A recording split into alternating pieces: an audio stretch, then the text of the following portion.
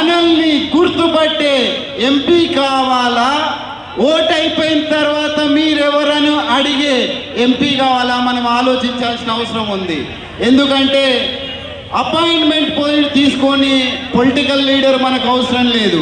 మనతోని political leader అంటే రేవంత్ అన్న లాగా 24 గంటలు ఏ రాత్రైనా ఏ పగలైనా అందరికీ అందుబాటులో ఉండే లీడరే రంజిత్ అన్న.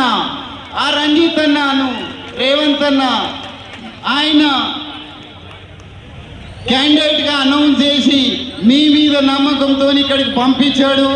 మీరందరూ రంజిత్ అన్నను పెద్ద మెజారిటీతో గెలిపించి రేవంత్ అన్నను ఇంకా శక్తిమంతుని సీఎంగా చేసినాము.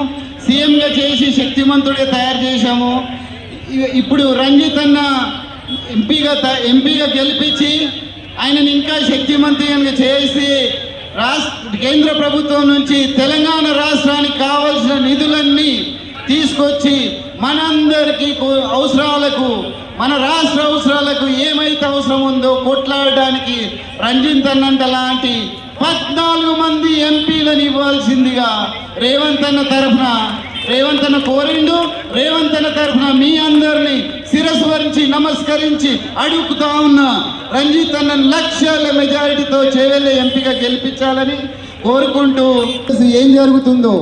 ఎందుకంటే ఆ పార్టీలో ఉన్నోళ్ళు ఎన్నికలు వచ్చేసి ఈ కమలానికి ఏమని కారు గుర్తులు చెప్తున్నారంట. కారు గుర్తులు కమలానికి ఓటేస్తే కమలం పోయి ఏమవుతుందో మీకు అందరికి తెలుసు. కారు గుర్తుకు ఓటేసినా కమలం గుర్తుకు ఓటేసినా ఒక్కటే. కమలం గుర్తుకు ఓటేస్తే మన రాష్ట్రానికి వచ్చేది గుండు సున్నానే, గాడిద గుడ్డు రేవంత్ అన్న అన్నట్టు. ఆ గాడిద గుడ్డు కావాలా?